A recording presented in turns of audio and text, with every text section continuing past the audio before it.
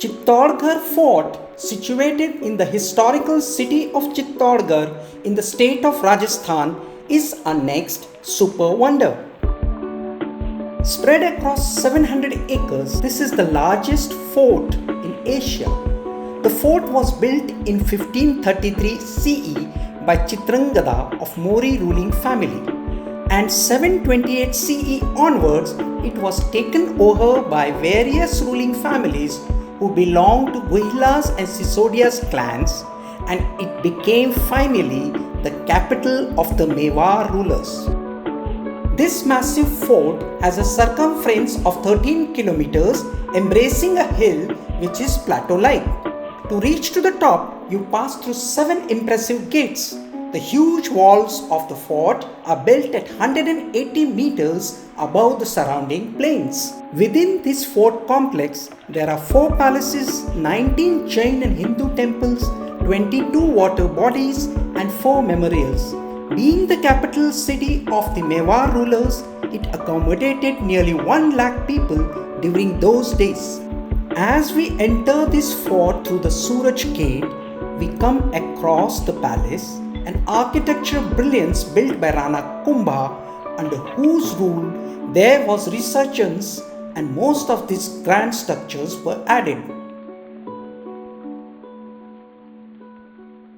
Vijay Sthamb was built by Rana Kumbha to celebrate his victory over the invader Mahmud Khilji.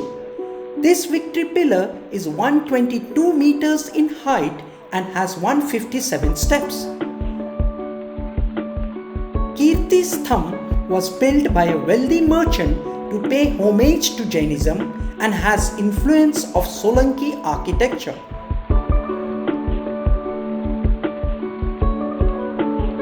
Chittorgarh Fort is witness to the most violent attacks and bloodbaths, as it was subjected to 3 major invasions. In 1303 by Alauddin Khilji, in 1535 by Bahadur Shah, and in 1568 by Akbar. The Rajputs fought back undoubtingly, upholding the pride of their land and preventing it from becoming a Muslim bastion. As the Rajput men braved it out in battle, the women supported their sacrifice by committing Jauhar, immolating themselves in fire to keep the honor of the community.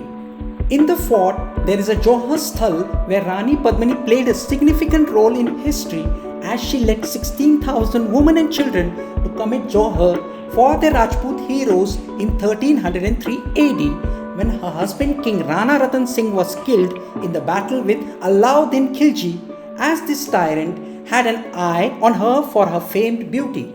During Bahadur Shah's invasion, Rani Karnavati carried out Jauhar with 13,000 women. Subsequently, when Akbar invaded, it is said Saka by 40,000 men was taken up. This forced Akbar to maintain status quo and later Jahangir to hand over the fort to the Rajputs.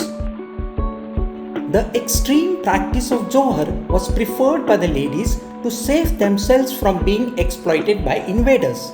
The Saka was done by men, that is last fight, and no return till they sacrificed their lives for the pride of Rajputs.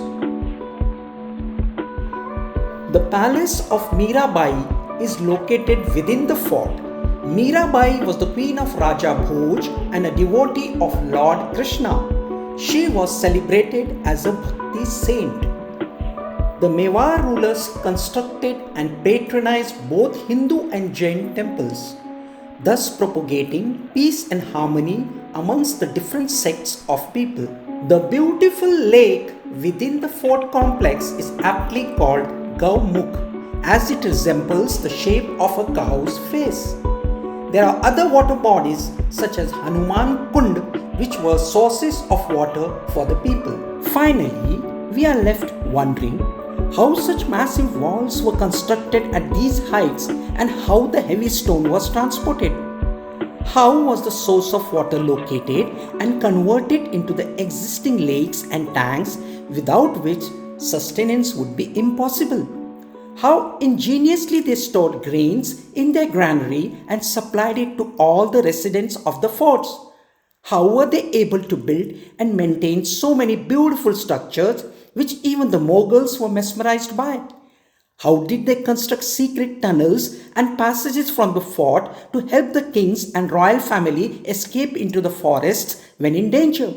In spite of being subjected to such brutal attacks and having changed hands several times, the structures within the fort are almost intact. How come? Looking at all the above aspects, we can state with certainty that the Chittorgarh Fort is indeed a super wonder.